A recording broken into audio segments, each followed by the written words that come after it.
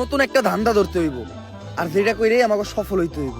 তবে কি এমন করা যায় সেটা কইরে আমরা সফল হইতে পারবো? বাউ, আপনি তো ভাইরালও না, ভাইরাল হইলে বই লিখতে পারতেন। ব্যবসা ভালো, আবার মাঝে মাঝে মেয়ের হাত ধরে ছবিও তুলে। কস কি এক কামে দুই কাম। ইস, এই বছর মিস করে নিলাম, সামনের বছর বই মেলায় ট্রাই করবো। এখন সফল হমু কি করলে ওইটা কো। পুষ্পা বাবু, কবিতার কথা ওঠাতে আমার এক কবির কথা মনে পড়লো, যার অযৌক্তিক দরবারে গেলে আপনি জানতে পারবেন কি করলে আপনি সফল হইবেন।